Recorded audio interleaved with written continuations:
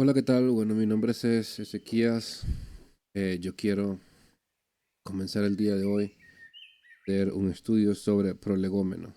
¿Sí? Los prolegómenos son una de las áreas de estudio más ah, negligentes en la iglesia, por así decirlo.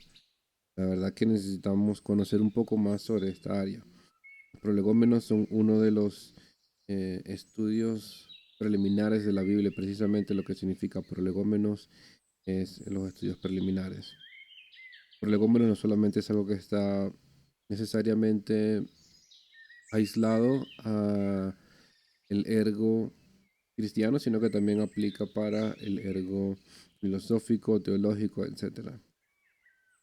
Una de las palabras que se vienen a mente cuando hablamos de los prolegómenos está prácticamente nacido de lo que es algunos clichés cristianos. Como ven acá tenemos varios clichés o palabras o frases bien repetitivas que se encuentran cada denominación, se encuentran en cada asociación cristiana, ¿verdad? Que intenta buscar honrosamente, buscar de una manera fiel a lo que la Biblia explica. Intentan encapsular igualmente por medio de estas frases algunas verdades. Sin embargo, caemos en algunas deficiencias. Una de las primeras frases que engloban lo que son prolegómenos son: el evangelio no es una religión, sino un estilo de vida. Y lo engloba porque básicamente hablar de prolegómenos implica y reflexiona sobre algunos conceptos. Estos conceptos son conceptos como qué es religión, ¿verdad? Esencialmente qué es religión o ser religioso en su defecto. Igualmente definir y aclarar bien hablamos con espíritu. En el caso de no ser religiosos, sino dejar que el espíritu fluya, y vamos a determinar exactamente a qué nos referimos con lo que es espíritu, sus implicaciones teológicas, sus implicaciones doctrinales, sus implicaciones espirituales, ¿sí? Entonces, yo quiero que el día de hoy tengamos en cuenta el por qué vamos a estar tomando eh, este tipo de conceptos de la mano. Igualmente necesitamos hacer referencia a qué es teología, porque vemos frases como que la teología la mata el espíritu, porque esto nace de una mala concepción acerca de lo que la Biblia habla sobre lo que es el espíritu, sobre lo que es la teología. Necesariamente tenemos que hablar de uno de los tópicos más conocidos en el área teológica, que vendría siendo la diferencia entre el espíritu, ¿verdad? Y el alma en su defecto, sea que sea lo mismo o sea que sea igual. Esto nos habla mucho de cómo el espíritu informa al alma, o el alma informa al espíritu, y cómo eso tiene que ver con la teología y por qué la teología es necesaria para el espíritu, ¿verdad? La teología implica aplicación espiritual. Entonces necesitamos evaluar todo esto al momento de hacer teología, y eso es lo que vamos a evaluar el día de hoy y los siguientes videos. Otro que tenemos también que tomar en cuenta es que hay personas que hablan sobre la doctrina y dogmas. Entonces, hablar de doctrinas y hablar de dogmas son dos cosas que son completamente diferentes. Esencialmente existe una especie de jerarquía con respecto a qué es lo primero, qué es dogma, qué es doctrina, lo que es religión, cómo eso se fundamenta esencialmente bajo unas creencias, ¿sí?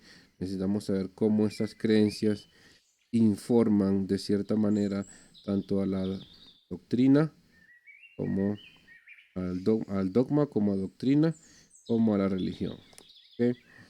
Entonces es importante saber eso.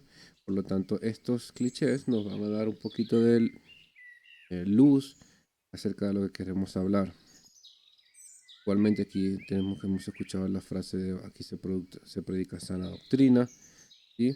Igualmente eso implica que la doctrina puede ser predicada. La pregunta es qué es lo que se predica, y cada asociación, cada denominación, cree predicar igualmente la sana doctrina. Entonces ahí estaríamos hablando de qué es predicar, qué es sano y qué es doctrina, ¿verdad?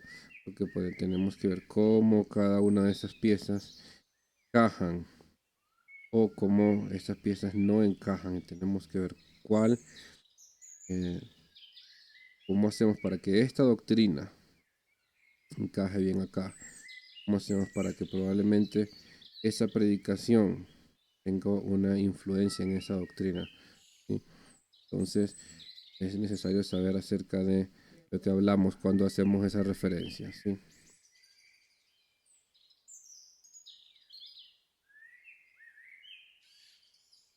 Evidentemente también tenemos que considerar cosas como la filosofía, ¿cierto? Muchas veces las personas confunden teología. Acá las personas muchas veces confunden teología con filosofía y creen que ambas básicamente buscan lo mismo y es prácticamente el ejercer de la mente, ¿sí? El ejercer de la mente y hacen una falsa equivalencia entre lo que es la mente, ¿verdad? Como una entidad que tiene facultativos para poder ejercer teología y el uso abusivo de la mente, ¿verdad? Entonces, muchas veces queremos tener una aberrancia a esta filosofía porque creemos que la filosofía es algo que nos tiene que alejar de Dios, cuando en realidad vemos que tanto la filosofía como la teología tienen una especie de paradigma doctrinal, ¿sí? ¿Ok? Entonces, ese paradigma doctrinal muchas veces es tanto bíblico como no bíblico. ¿Ok? Entonces, por eso es importante eso. Es importante para poder estudiar prolegómena el tema de la interpretación. Igualmente, la interpretación es algo que tiene que ver con la hermenéutica, ¿verdad? Algo que tiene que ver con hermenéutica. La hermenéutica necesariamente va incluida en la prolegómena como forma de introducción, no necesariamente como tema principal. Hay una frase muy famosa, que es que tiene que ver Atenas con Jerusalén, y básicamente lo que quiere decir es que Atenas representa prácticamente el área filosófica, mientras que Jerusalén representa el área judío-cristiano, ¿okay? Esencialmente como una falsa dicotomía entre el ejercicio filosófico y el ejercicio religioso. Pero no tiene por qué ser dos cosas necesariamente apartes o separadas. Muchas veces para el estudio de la filosofía tenemos que tener en cuenta que hay hay una influencia de la historia, ¿verdad? Hay una influencia de esta historia, de la historia de tanto de la filosofía como de la teología. Tanto la filosofía como la teología tienen una historia. Ambos comparten el mismo tema por el pasado. El pasado nos va a influir mucho en el presente y en el futuro. ¿De qué manera? Hay conversaciones que son eternas, que básicamente conversaciones que se repiten una y otra vez. Y estudiar bien tanto el pasado como el presente en relación a cómo los conceptos teológicos anteriormente fueron desarrollados y cómo los conceptos filosóficos fueron desarrollados y cómo esa influencia filosófica sobre la teología eh, demarcó algún tipo de linealogía de pensamiento, ¿verdad? Igualmente la influencia de la teología sobre la filosofía es evidente. Es importante saber el pasado para poder no cometer los errores. Eso ocurre muchas veces. Hay una línea de tiempo, ¿verdad? El momento en que Jesús fue crucificado. Ocurrieron los primeros 1000 años, en los 2000 años. Personas normalmente creen solamente lo que ocurrió en esta época es lo que ha sido importante y es la revelación última. Pero aquí ocurrió mucho desarrollo, mucha elaboración, mucho crecimiento en el área tanto teológica como en el área filosófica, ¿sí? Y lo que ocurre es que al ignorar esto, ¿verdad? Al ignorar tanto la parte teológica como la filosófica, decimos, wow, esto nunca ha pasado. Creemos que lo que está ocurriendo aquí es algo nuevo, lo que no es. Importante tener un concepto un poco básico de la historia y vamos a entender por qué los prolegómenos nos ayudan con. ¿Qué afirmaciones podemos dar nosotros mientras tanto? Mientras vamos adentrándonos al prolegómeno. Queremos afirmar lo siguiente. Todo dogma es de hombres. Todo dogma es de hombres. Voy a tomarme un café. Todo dogma es de hombre. Tenemos que saber qué es dogma. ¿Okay? Tenemos que ver cómo este dogma,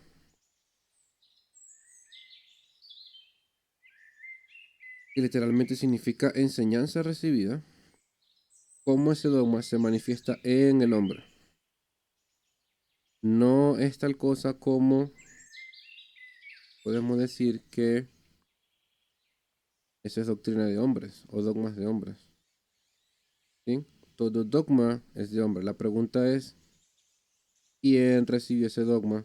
La pregunta es, ¿cómo lo recibió? ¿Verdad? ¿Cómo recibió ese dogma?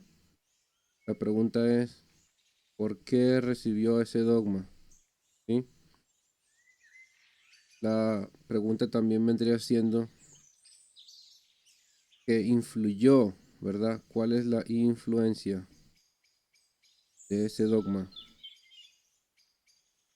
Entonces, todo dogma tiene un componente humano. La pregunta es, ¿cómo fue desarrollado ese dogma? Pero dogma literalmente significa enseñanza recibida. La pregunta es de dónde la recibimos y cómo la recibimos. Toda religión es un estilo de vida, lo vamos a ver. Mm, Hablar de que el Evangelio no es una religión es un poco ignorante, en cierta manera, porque ignora esencialmente la definición de religión. Tenemos que saber un poco qué es religión, ¿verdad? Y al saber qué es religión vamos a darnos cuenta de que eh, nos damos cuenta esencialmente de que es una redundancia hablar de religión y hablar de estilo de vida.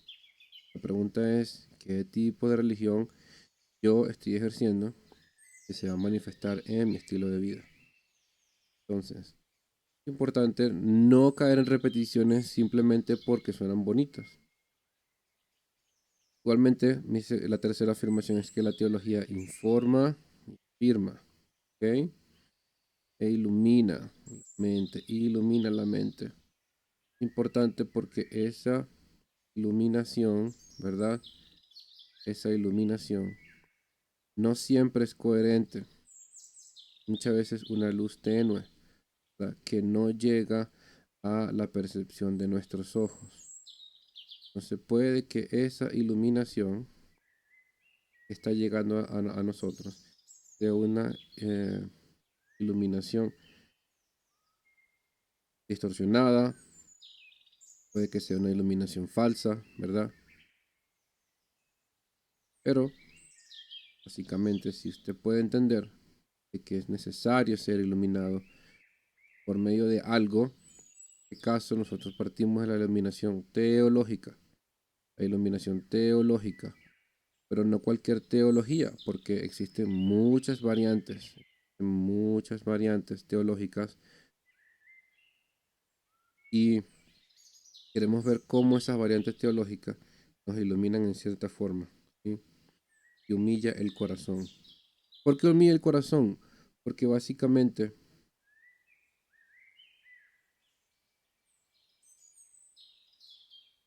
básicamente, lo que ocurre en la curva de aprendizaje es lo siguiente. Normalmente las personas que están aprendiendo de Biblia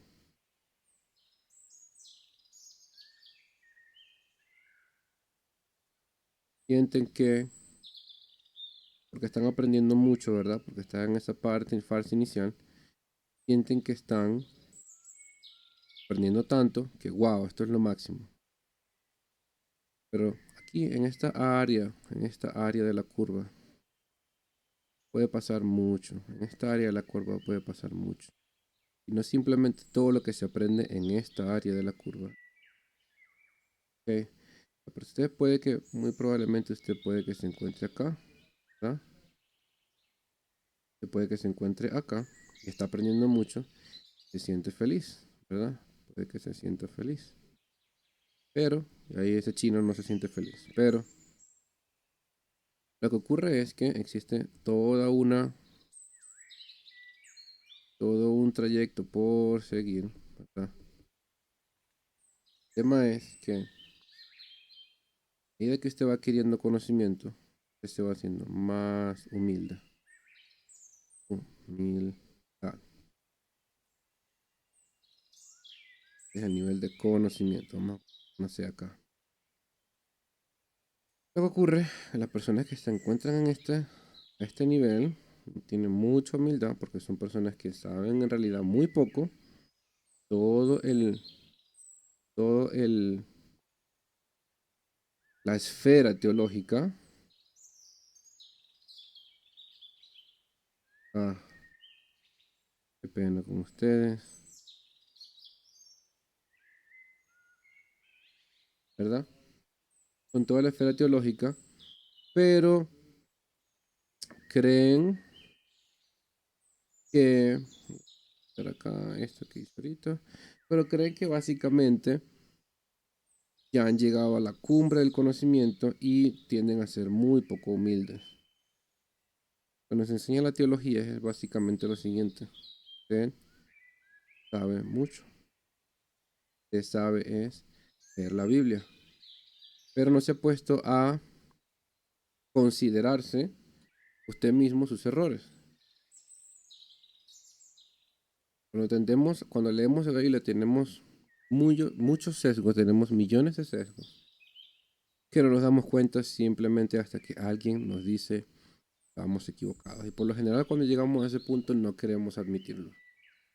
¿Ok? Voy a borrar esto. Acá.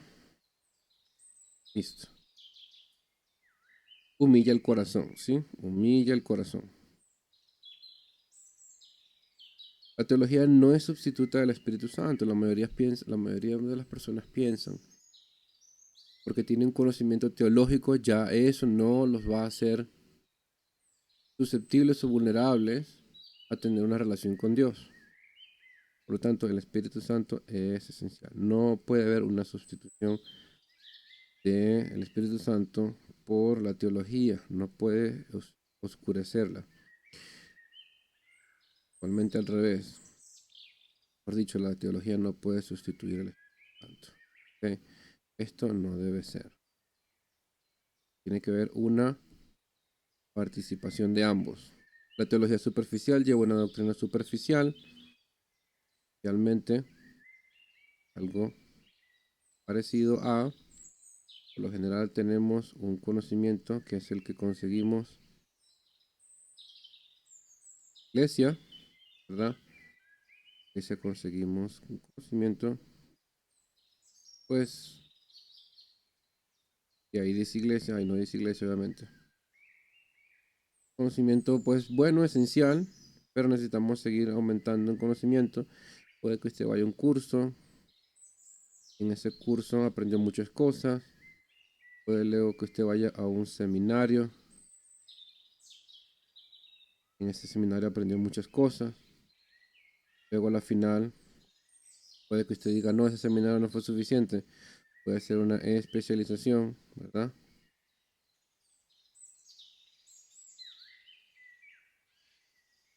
Y puede que usted diga, mira, la verdad es que necesito algo más que una especialización y mi especialización ya no me está sirviendo. Entonces, ahí donde vendría, que comienza a hacer su búsqueda personal.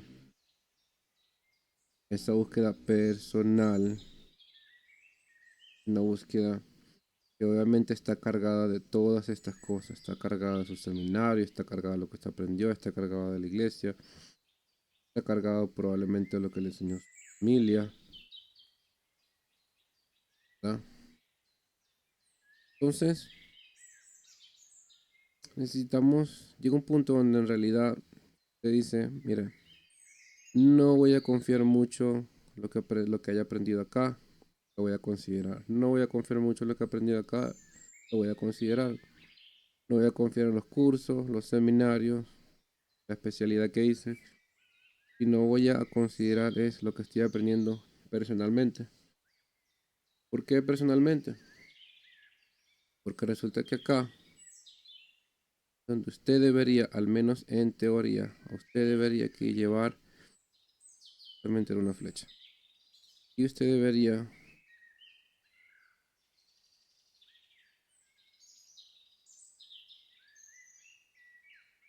yo no sé qué estoy dibujando, pero bueno, y usted debería eh, tener un grado crítico tal que usted logre considerar todo lo que aprendió acá, considerar todo esto, sin necesidad, sin necesariamente invalidarlo, pero tampoco necesariamente tomarlo por cierto, ¿sí? Es un cuestionamiento. Este cuestionamiento muy complicado porque la mayoría no queremos hacerlo y nos encontramos mucho más cómodos simplemente ignorando la búsqueda personal. Muchas veces la búsqueda personal la ignoramos por conformarnos con lo que sea que hayamos aprendido en todo lo que nos dice, ¿sí? Y eso es lo que queremos evitar. Entonces, seguimos. Quitamos todo esto. Esto no nos va a servir para nada luego. Entonces, eh, ¿qué más podemos seguir estudiando? Acá los primeros, pues simplemente son comentarios preliminares, ¿cierto? La teología superficial lleva una doctrina superficial y esencialmente lo que acabamos de ver. Mientras más superficial o mientras más básica sea su doctrina teológica, pues mucho menos sólida va a ser. No es necesario conocer de teología para ser salvo, pero sí para ser entendido. Esto es muy importante que todos tengamos en cuenta que no hay que ser un teólogo súper reconocido, no hay que tener 5000 títulos teológicos, no hay que nada de eso. Simplemente puede creer en el Señor Jesucristo y va a ser salvo. ¿Ok? Pues ya obviamente se requiere de un proceso, ¿verdad? Ese proceso tiene muchas variantes, pero esencialmente no se necesita estudios sumamente teológicos porque si usted se pone a pensarlo, el muchacho de la cruz no tenía gran conceptos teológicos. Los primeros cristianos de los primeros siglos no tenían grandes revelaciones ni mucho menos elaboraciones ni desarrollos teológicos súper complejos. Ninguno de ellos era Tomás de Aquino, ni Martín Lutero, ni qué sé yo, ni Calvin. Ninguno de ellos eran ninguno de esos personajes.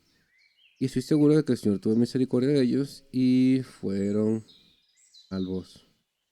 Ok, entonces, de frente debemos tener claro que la teología no salva. La teología informa la salvación. La informa. Es importante. Informa. Y ahí dijera informa. La teología informa la salvación. No la produce. ¿Ok? Si lo quieren escribir de nota, la teología informa la salvación, pero no la produce. Importante la teología para que usted sepa el por qué, el cómo, el dónde. Más importante el por qué. Que muchas veces no queremos saber el porqué de las cosas. Mucho menos a veces el cómo nos llegó cierta información. ¿Ok? Ni el qué. Muchas veces no sabemos el qué. Entonces, la teología nos salva. ¿Sí? Espero que eso esté claro. Pero es muy importante la teología porque la teología muchas veces es de la siguiente manera. ¿Qué hace la teología? Usted tiene la Biblia, ¿verdad? Tiene su libro, ¿cierto? Ah, su Biblia. Y resulta ser que esta Biblia, cuando usted la abre, cuando usted abre la Biblia, usted se encuentra de que la Biblia está llena de un montón de cosas que usted no entiende, que no entiende. Y muchas veces usted no entiende.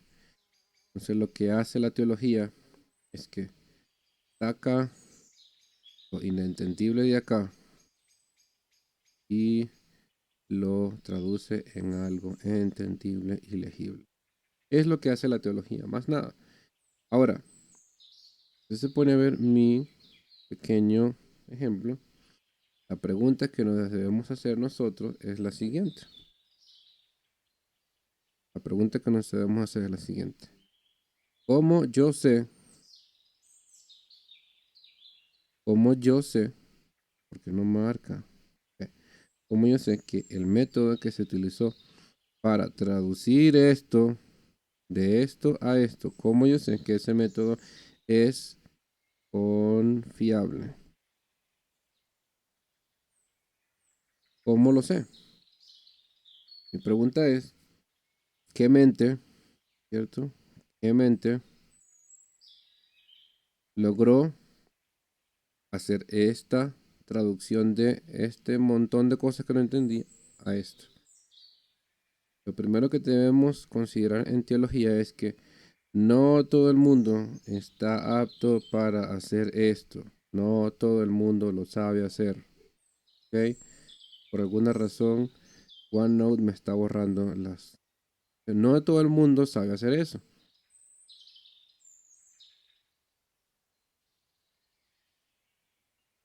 Algunas personas sí están capacitadas para poder hacerlo. ¿Por qué? Porque resulta ser que algunas personas sí tienen capacidades cognitivas para hacerlo, aunque suene muy fuerte. Algunas personas no tienen el entendimiento de cómo funciona un lenguaje, de cómo funciona un análisis crítico textual. Muchas personas no saben cómo hacer un estudio gramatical, táctico, histórico, etcétera. Mucho menos hermenéutico. Y el tema que vamos a conocer luego es que todos tenemos una hermenéutica. La pregunta es qué tipo de hermenéutica tenemos.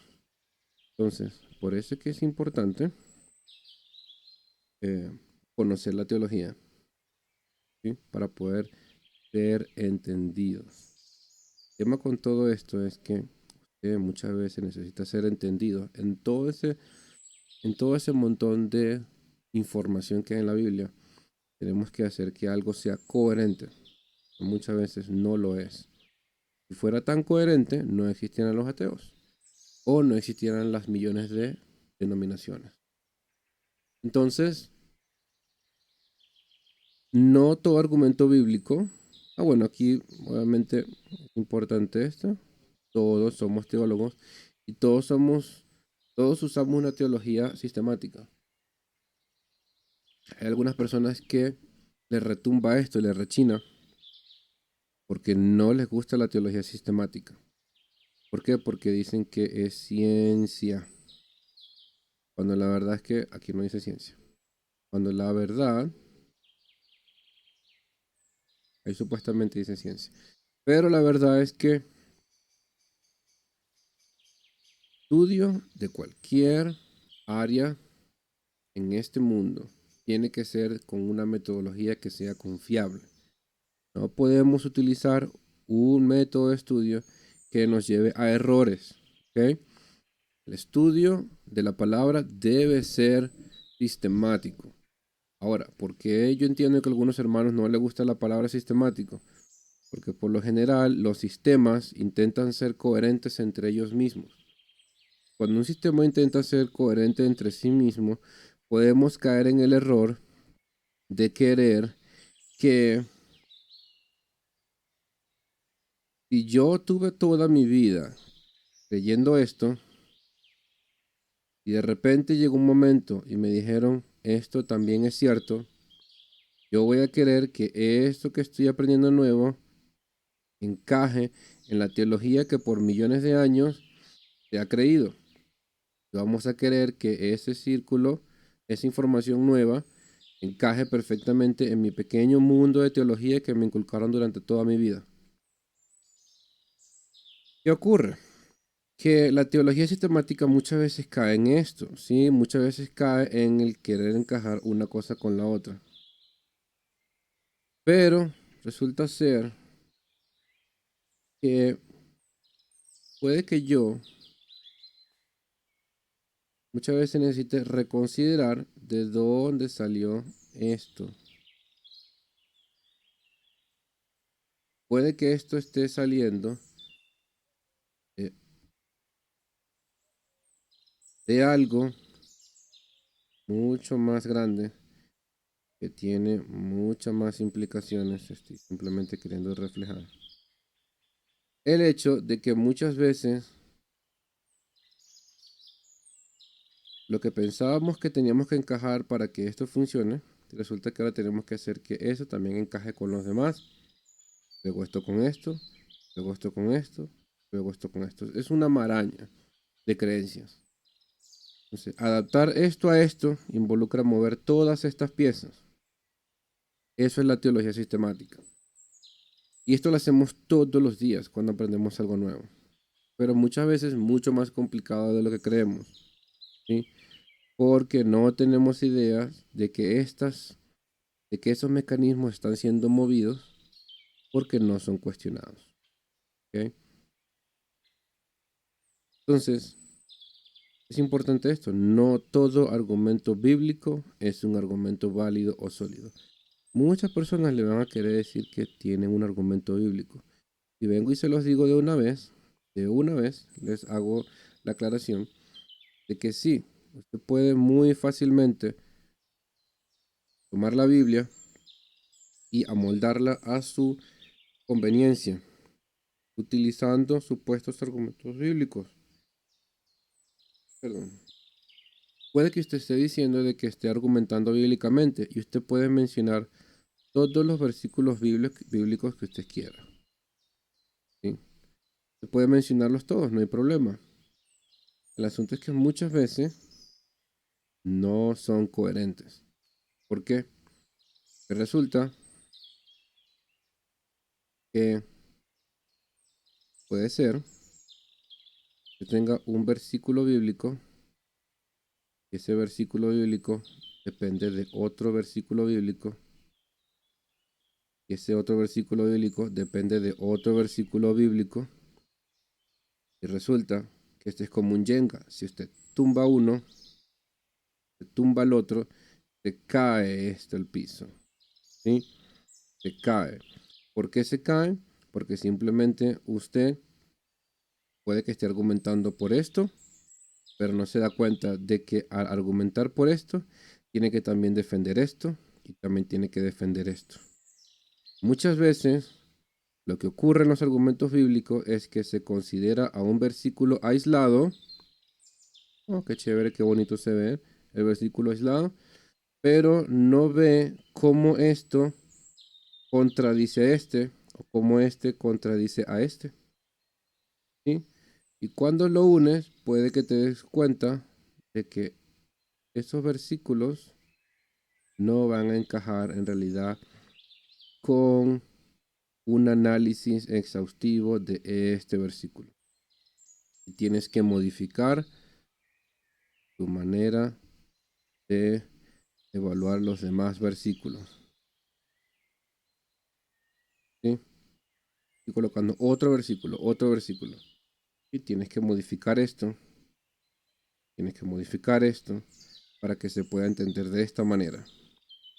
¿Qué me refiero con todo esto que estoy dibujando? Quiere decir que usted puede argumentar por un versículo bíblico y al mismo tiempo estar desestimando otro. ¿Qué se hace muchas veces en estos casos? Las personas aplican lo que se conoce muy famosamente como gimnasia mental. Y la gimnasia mental es básicamente el interés por querer hacer que algo encaje en otro, ¿verdad? Y hace como una especie de malabares para hacer que un versículo encaje en otro. Entonces tienes que comenzar a reinterpretar los versículos que ya habías conocido o las creencias que ya habías tenido para que tus creencias previas encajen con la creencia nueva o con la forma nueva de interpretarlo. Entonces, todo argumento bíblico no todo argumento bíblico es un argumento válido o sólido. Yo puedo tener millones de argumentos bíblicos, pero no son válidos. Eso es importante, ¿sí? Cualquiera muchas veces vemos en la iglesia que sacan la Biblia, dicen 10.000 versículos y ninguno de ellos son coherentes o no saben cómo armonizar los versículos. Cualquiera puede leer la Biblia, opinar e ignorar versículos que no confirmen sus sesgos. ¿Y se entiende eso? Muchos pueden leer la Biblia, pero ignoran lo que les mencionaba ahorita, ignoran los versículos que no confirmen sus sesgos. ¿Qué quiere decir eso? Hay versículos que no se apoyan, hay versículos que no apoyan su entendimiento de la Biblia y muchas veces queremos ignorar voluntariamente esos versículos porque saben que son versículos difíciles y que probablemente contradigan la visión inicial. Todo estudio teológico debe presuponer la guía del Espíritu Santo para no terminar en intelectualismo.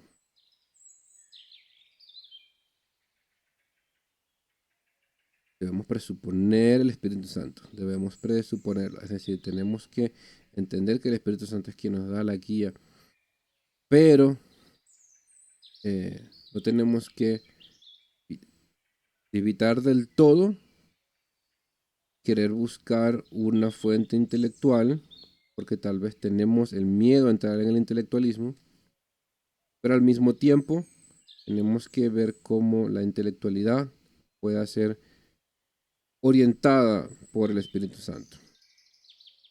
Entonces todo estudio teológico debe tomar en cuenta el Espíritu Santo, si no está cayendo en el intelectualismo.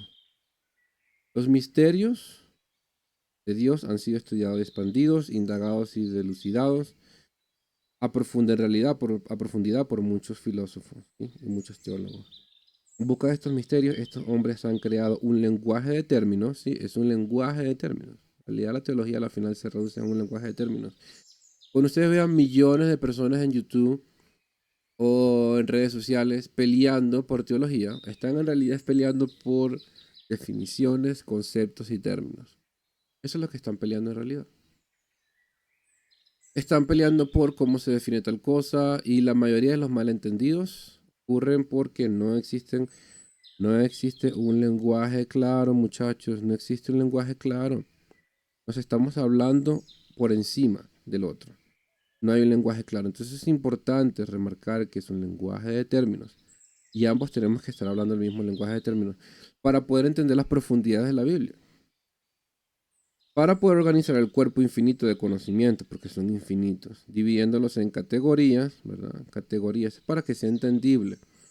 Subcategorías, grupos, subgrupos, métodos analíticos, investigativos, ¿sí? ¿Por qué todo esto es importante, muchachos?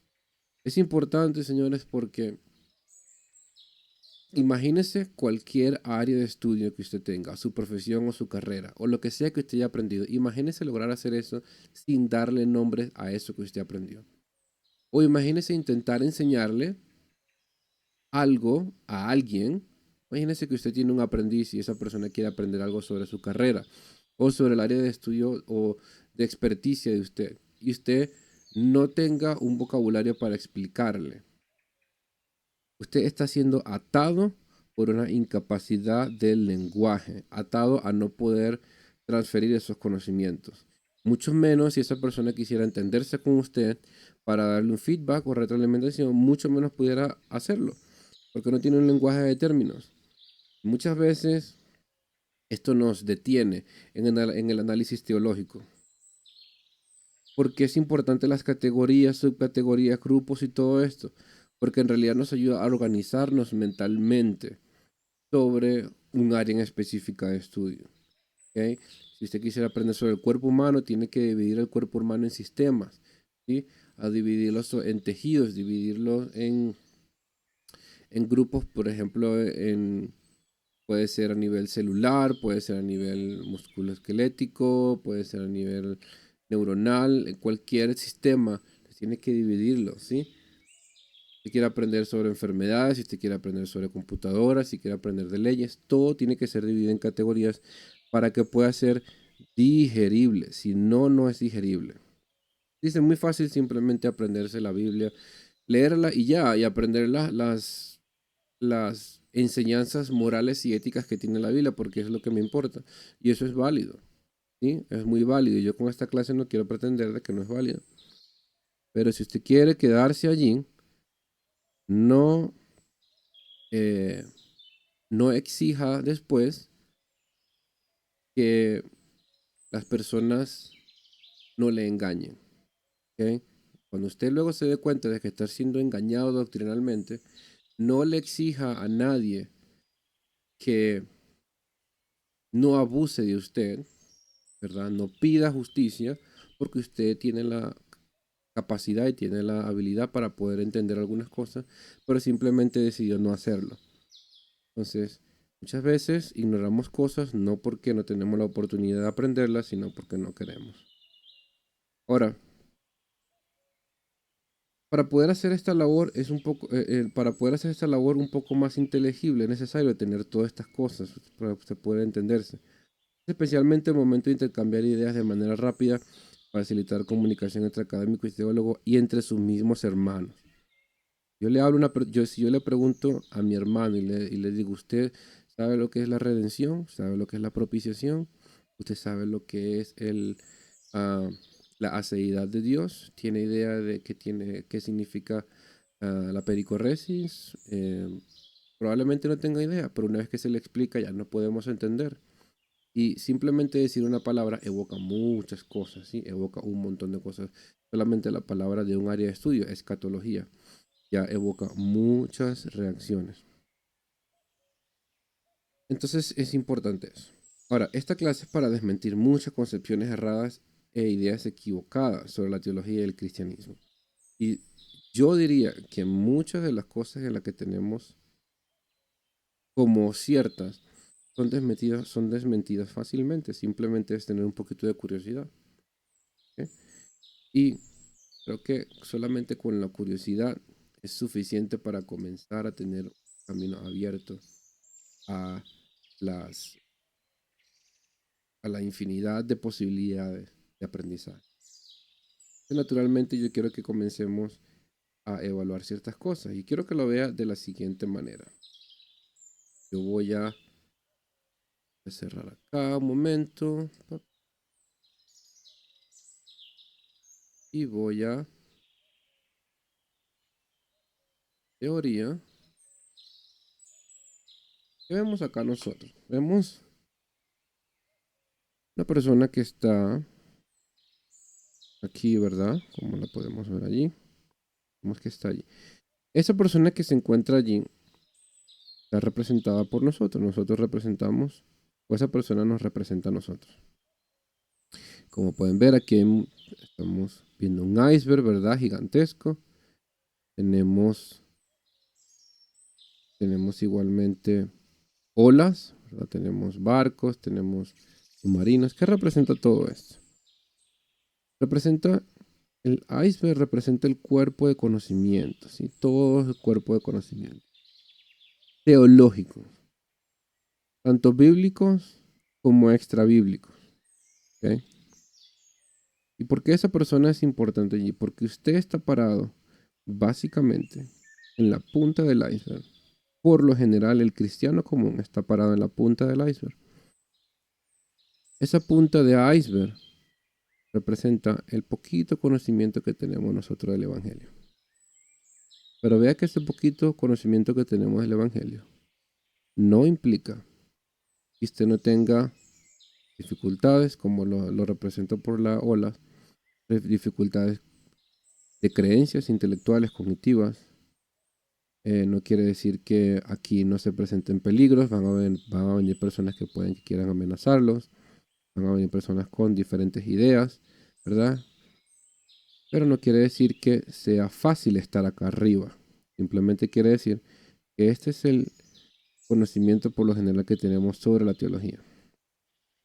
Vean que aquí abajo hay mucho más peligro y a medida que vamos mucho más abajo, tenemos diferentes tipos de retos que tenemos que sobrellevar, que tenemos que vencer.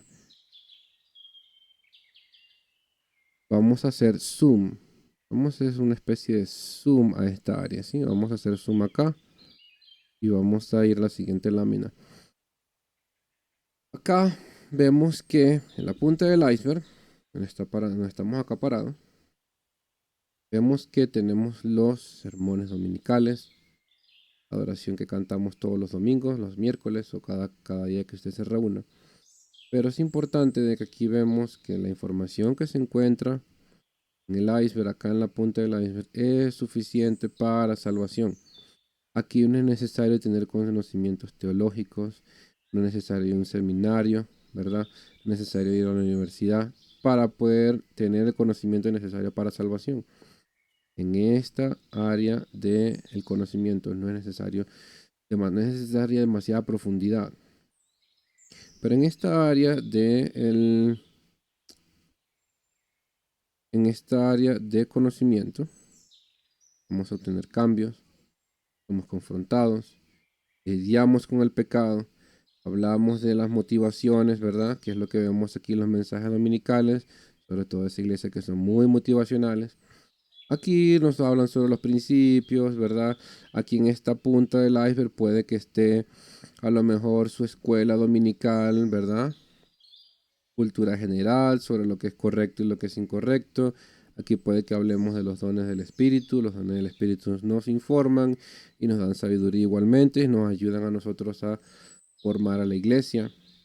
Tenemos la parte de la teología práctica igualmente acá. Entonces, todo esto nos ayuda con la salvación.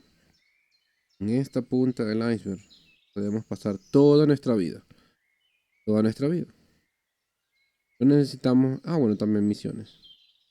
No necesitamos ir mucho más profundo. No tenemos por qué ir tan profundo, ¿verdad? En el iceberg para poder ser salvo. Dios ha facilitado esto de una manera tal que aquí en la puntica pudiéramos imaginarlo los creyentes del primer siglo, ¿cierto? Desde el siglo cero, que no hay ningún siglo cero, pero los primeros 100, digamos, vamos a decirlo así, los primeros 1000 años. Vamos a ser más caritativos, donde no había un desarrollo tan grande de la doctrina. Pues sí, había desarrollo de la doctrina desde el punto de vista eclesiástico de la historia, los concilios y todo aquello, ¿verdad? Sin embargo, en relación a la accesibilidad de la información doctrinal, el, el popul, ¿verdad? Por así decirlo, no tenía gran cantidad de acceso a la información doctrinal como la tenemos actualmente. Yo pudiera hasta decir que hasta los 500, 1500 años. El primer siglo, bueno, no primer siglo, sino los primeros 10 siglos, 15 siglos, los primeros 15, 16 siglos. No había información acerca de más profundidad sobre esto. Sin embargo, ¿qué tenemos actualmente hoy en día? Bueno, es una redundancia. ¿Qué tenemos actualmente? Tenemos esto. Tenemos que existen muchas áreas de estudio, ¿sí? Muchas áreas de estudio que nos permiten a nosotros profundizar. Precisamente por eso está, yo voy a pasar a la siguiente, porque nos permite profundizar sobre algunos conocimientos bíblicos y extrabíblicos, cosas que no sabíamos antes, cosas que no se hablaban nunca en las iglesias porque no teníamos acceso a algunas de Algunos no teníamos acceso a eso. Actualmente con el internet ya esto ha cambiado mucho. Y actualmente el conocimiento de la palabra de Dios se ha expandido a muchas áreas de estudio. Entre lo más, a qué quiere decir estas flechas? Mientras más, y esto lo aplicamos también desde el punto de vista físico, mientras usted más profundo vaya, más complicado es respirar, mucho más difícil para usted. Sus oídos comienzan a doler, sus pulmones comienzan a colapsarse. A medida que está mucho más arriba es mucho más fácil, ¿cierto? A medida que está más arriba, los peligros menos, ¿verdad? No quiere decir que no haya peligro, ¿verdad? Quiere decir que no haya peligro, pero son menos. A medida que va bajando, existen mayores peligros, mayores cosas desconocidas, ¿verdad? Hay personas que sí se adentran a esto. Ahora, ¿qué quiere decir esta tabla? O esta tabla no, sino esta representación gráfica. Este cuerpo de conocimiento que está acá no lo va a hacer usted salvo. No lo va a hacer salvo. Van a informar y como ven estas flechas acá, ¿logran ver las flechas? Vean estas flechas acá. Logran informar su doctrina que se encuentra acá arriba. No lo hace salvo, pero informan su doctrina y moldean lo que se encuentra acá. Todo lo que está acá moldea lo que está aquí en la punta. ¿Sí?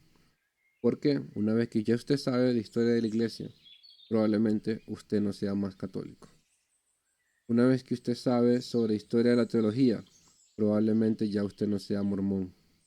Una vez que usted sabe sobre escatología, probablemente usted crea o no crea en el rapto, crea o no crea en el milenio, etc. Una vez que usted estudia teología sistemática, puede o no que ya usted no sea un arminiano, puede que ya usted no sea un calvinista, ¿verdad?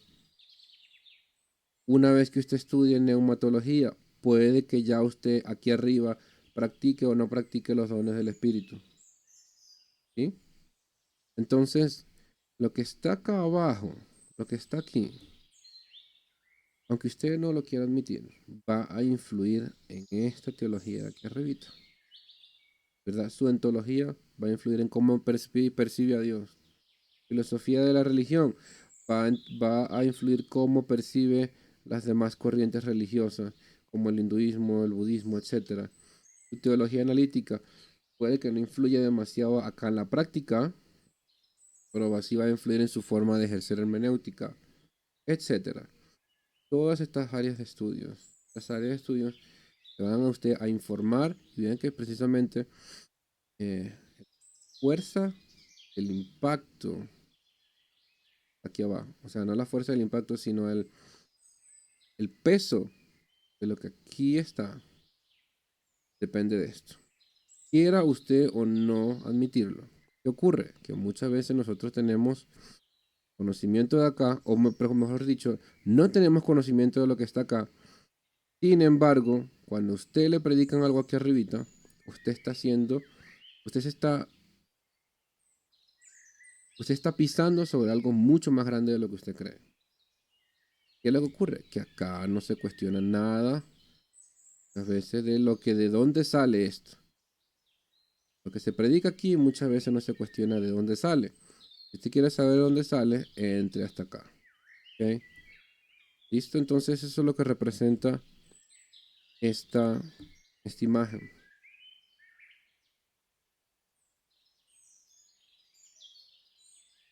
Es necesario este... Ellos que quisieran escuchar mi alarma. Esto yo tengo acá, no sé por qué me hubiera gustado que apareciera diferente, pero bueno. Esto que está acá, pregunto yo si yo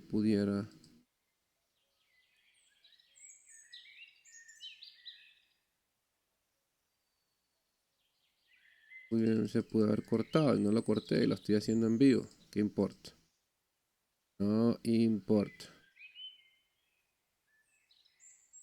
¿Saben qué? Lo voy a cortar. vivo están viendo cómo edito mi lámina. ¿Sí? Y cómo arreglo mi logo. La primera. Entonces, importante esto. Ya lo que tenemos acá lo hemos comentado. Lo que quiero mencionar una cosa más. Tiene que haber un balance necesario, muchachos. No puede ser todo extremadamente intelectual, pero no hay nada que tenga que ver con el corazón. Pero lo importante es que existe un balance entre lo complejo y lo simple. Y quiero hacer reflejar el hecho de la simplicidad en, ¿verdad? La simplicidad en la complejidad sin comprometer la sustancia. ¿Ok? Es importante que logremos encontrar nuestro punto de balance, encontrar un punto medio entre la intelectualidad y el lenguaje común. Muchas veces la teología, así como en la filosofía, se llena de mucha jerga, ¿sí? Se llena de mucho conocimiento, de muchos términos, conceptos, definiciones, y puede que se vuelva una telaraña de conceptos que muchas veces son inentendibles para quienes no practican esto. Pero es importante que exista un balance. Ahora, aquí en inglés dice lo siguiente: un intelectual dice una cosa sencilla de una forma difícil, pero un artista dice una cosa difícil de una manera sencilla. Entonces, ¿qué quiere decir esto?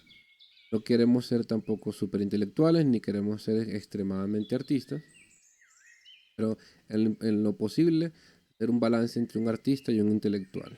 ¿Sí?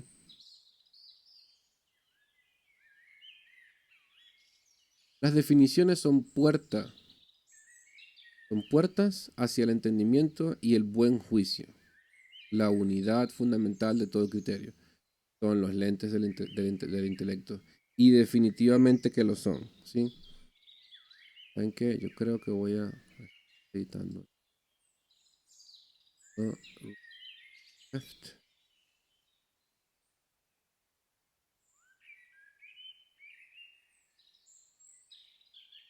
Ok. Entonces, las definiciones son puertas, muchachos. Ustedes van a encontrarse con... Si no lo han hecho, probablemente en algún momento lo van a hacer. Pero cada vez que usted hable con alguien sobre un tema filosófico, político, teológico, tienen que entender bien las definiciones claras. ¿Por qué? Porque usted puede confundir puertas sobre qué está entendiendo usted. Yo me refiero con eso. Usted puede estar hablando, si usted le dice a una persona, y aún entre las culturas pasa, si usted le dice a una persona, quiero, quiero por ejemplo, entre varios países hispanohablantes, la misma palabra puede significar 10 objetos diferentes o 10 expresiones diferentes. Y los que hablamos español lo sabemos. Entonces, si usted no define bien a qué se refiere con una palabra, la otra persona no le va a entender bien. Y eso ocurre mucho en la teología. Y eso ocurre mucho en la Biblia. Y eso ocurre mucho los domingos, ¿verdad? Perdón, yo no sé por qué estaba con eso. Me imagino porque estoy en este bendito café. Pero, ante el café.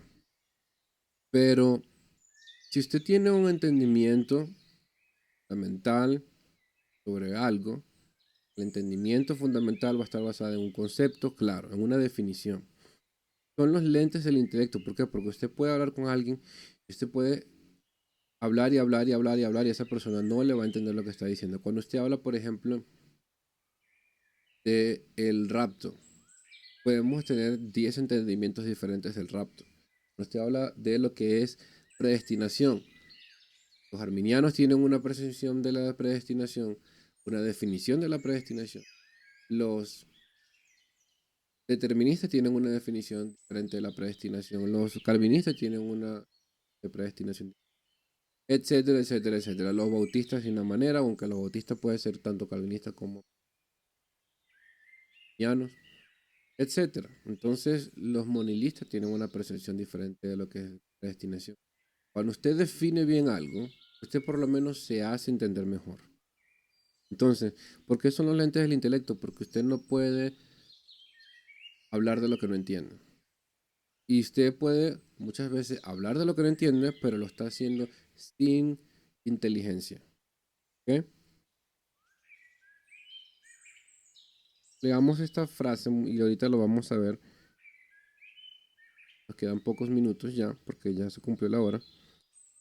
Pero yo creo que lo colocaba acá en las láminas. Dado que, de acuerdo con las leyes del método exacto, el uso y el verdadero sentido de los términos deben explicarse primero. El uso, está aquí la palabra, uso, verdadero, sentido. Tenemos que entender muchas veces en qué sentido hablamos de los términos. Deben explicarse. ¿A qué nos referimos con el uso verdadero de los sentidos? Aclarar bien qué quiero decir con algo. Deben explicarse primero. El prolegómena prácticamente nos ayuda a aclarar qué estamos diciendo. Porque las palabras son los tipos de las cosas, no son las cosas. Si yo pienso en una mata, yo no estoy trayendo en existencia una mata. Yo pienso en una taza, yo no estoy trayendo en existencia una taza. Estoy pronunciando una palabra que hace referencia a la taza. Las palabras no son los tipos. Estoy hablando, las palabras son los tipos de las cosas, disculpe. Yo estoy hablando de los tipos, más no de las cosas. Algunas cosas deben ser asentadas como premisas con respecto a la palabra teología antes de que lleguemos a la cosa misma. Es decir, tenemos que primero aclarar bien qué nos referimos con teología antes de llegar a estudiar la teología misma. ¿Ok? Porque usted puede tener un entendimiento diferente de lo que es teología. Para no avanzar más acá, le doy muchas gracias a ustedes por estar acá en mi canal y espero eh, que se añada mucho más cada vez.